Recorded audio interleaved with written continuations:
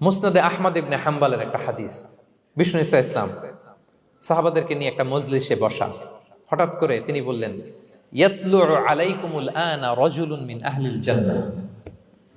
ঠিক এখনই একজন এসে এই মজলিসে তোমাদের মধ্যে বসবে, সে জান্নাতি।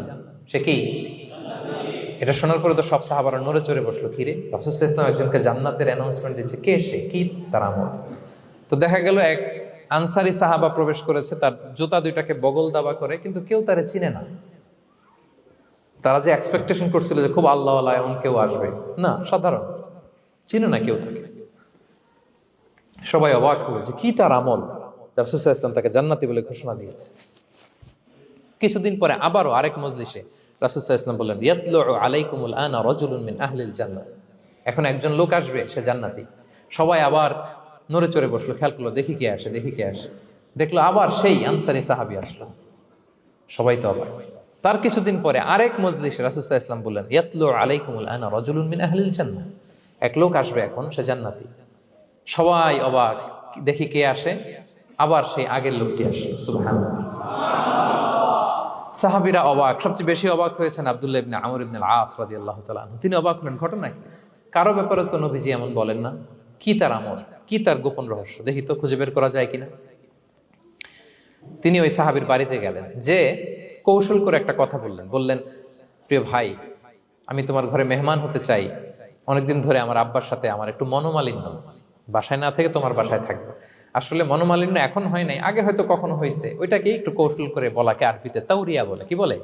তাউরিয়া, মানে একটু টুইস্ট করে কথা বলা, মিথ্যা হয় না, এটা তাউরিয়া বলে। তো আরবরা তো, সাহাবারা তো মেহমান পেলে খুশি হতেন। তিনি বললেন, হ্যাঁ অবশ্যই মেহমান হবেন, আহলান ওয়া সাহলান, আসুন। 3 দিন ওই সাহাবীর বাড়িতে তিনি থাকলেন। খেয়াল করলেন কি করে না করে, ইবাদত, শেষ রাতে, মাঝরাতে। কিন্তু তিনি হতাশ, অনেক খেয়াল করার পরে হতাশ। না, যেই আশা নিয়ে আসছি এরকম কিছুই দেখা যাচ্ছে না। শেষমেশ 3 দিন পরে তিনি খুলেই বললেন যে, ভাই আসলে তেমন কিছু হয় নাই আমার বাবার সাথে, যে কারণে আমি তোমার বাসায় এসেছি। আমি এসেছি তোমাকে ফলো করবার জন্য। ফলো করবার জন্য? কারণ কি?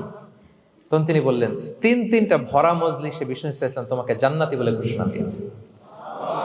আমি দেখতে চেয়েছি যে তুমি কি আমল করো, কি তোমার এমন আমল যে কারণে তুমি জান্নাতি, একটু দেখার জন্য এসেছি।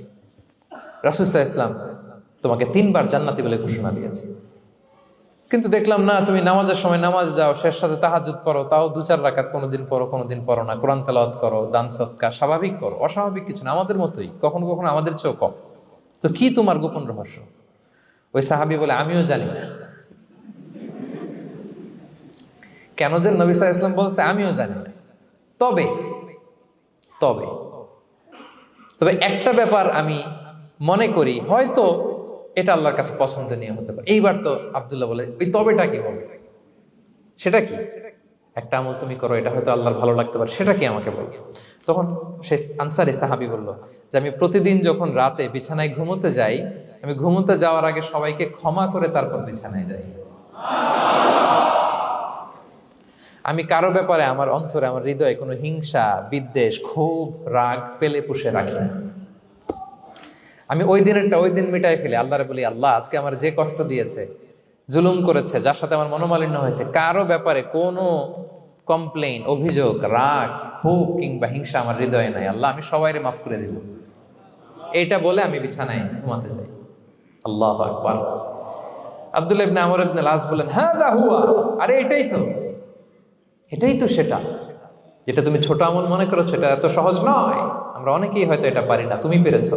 এজন্যই আল্লাহ তাআলা তোমার মর্যাদা বাড়িয়ে দিয়েছে। পড়েন সুবহানাল্লাহ।